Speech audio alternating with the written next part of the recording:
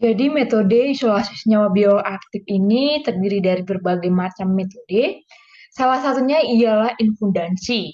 Jadi infundansi ini merupakan ekstrak cara panas yang menggunakan istilah penyaringan. Jadi dia lebih erat dikatakan sebagai metode ekstraksi penyaringan dengan suhu yang panas. Jadi di sini kita dapat lihat pengertian dari infundansi itu sendiri. Jadi infundansi itu memakai suhu yang sudah ditentukan dan harus dilakukan pada suhu tersebut, yaitu pada suhu 90 derajat Celcius selama 15 menit. Jadi pada infundansi itu sendiri itu merupakan sebuah metode penyaringan yang paling umum dilakukan untuk menyaring kandungan aktif yang berada di dalam air atau di dalam bahan-bahan nabati. Dapat kita lihat bahwa infundansi tersebut mungkin jarang digunakan pada para peneliti karena dia mempunyai kerugian atau kelemahan yang sangatlah berpengaruh kepada hasil dari infundansi itu. Di sini hasil dari infundansi itu disebut dengan istilah infus. Ada beberapa hal yang harus kita perhatikan dalam menggunakan metode infundansi ini. Jadi salah satunya ada penyari yang digunakan itu adalah air.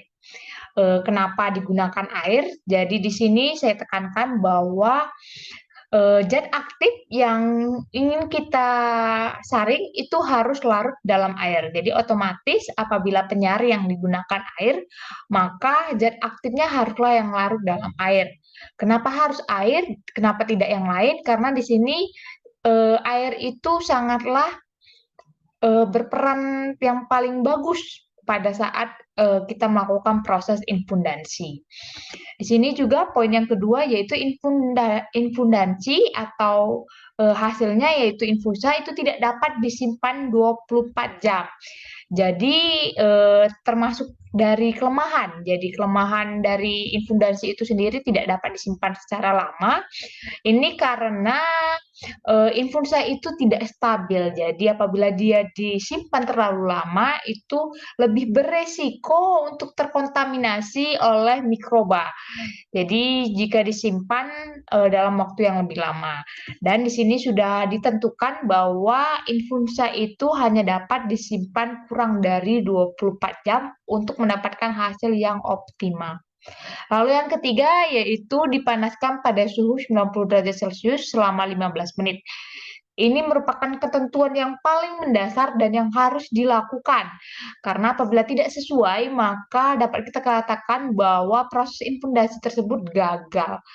Dan ini juga akan berpengaruh pada infusa yang dihasilkan. Maksud dari dipanaskan pada suhu 90 derajat Celcius selama 15 menit itu banyak yang salah pemahaman. Jadi di sini saya luruskan bahwa setelah suhu mencapai 90 derajat Celcius ketika dipanaskan, maka dilakukan penghitungan ulang selama 15 menit. Jadi setelah suhunya mencapai 90 derajat Celcius, maka dari situlah kita hitung lagi 15 menit untuk proses pemanasannya. Pada proses infudasi itu tentu memiliki keuntungan dan kerugian. Jadi di sini ada beberapa keuntungan dan kerugian. Keuntungan dari infundasi ini ialah menggunakan alat-alat yang dipakai sederhana. Istilah sederhana ialah dia tidak menggunakan alat-alat yang begitu besar dan dapat saya katakan bahwa alatnya itu seperti panci, gelas beker, atau juga alat pemanas seperti hot plate. Jadi ini dapat dikatakan alat-alat sederhana itu alat-alat yang biasa ada di labor. Jadi kita tidak perlu effort yang lebih untuk mencari alat-alat tersebut. Yang kedua, keuntungannya biaya operasional yang relatif rendah.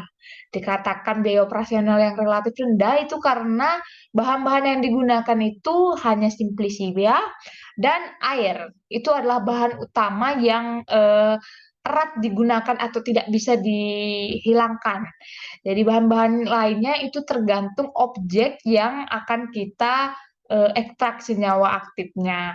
Mau senyawa bioaktif apa yang kita ambil dari sampel tersebut. Lalu di sini ada kerugiannya. Jadi kerugiannya yaitu pada proses infudasi itu mungkin zat yang tertarik itu sulit diambil. Jadi kemungkinannya itu alasan sulit diambilnya itu karena kemungkinan sudah mendingin. Jadi sudah saya tekankan di awal bahwa infundasi ini bekerjanya secara panas dan zat yang tertarik itu dipastikan adalah zat yang tertarik pada suhu yang panas. Jadi yang kedua yaitu hilangnya zat-zat asiri. Alasan hilangnya zat-zat asiri itu dipengaruhi karena ada zat-zat yang tidak tahan akan panasnya suhu dan dia lama-kelamaan akan menghilang. Jadi hal penting mungkin salah satunya lagi dari infundasi ini ialah senyawa yang memiliki kepolaran yang sama itu akan mudah tertarik atau dapat dikatakan terlarut dengan pelarut yang memiliki sebuah kepolaran yang sama. Jadi kita harus antara zat dan pelarut yang digunakan untuk menarik senyawa bioaktif itu harus lah yang memiliki kesamaan seperti polar dengan polar atau non polar dengan non polar itu tergantung lagi dengan zat yang akan kita tarik.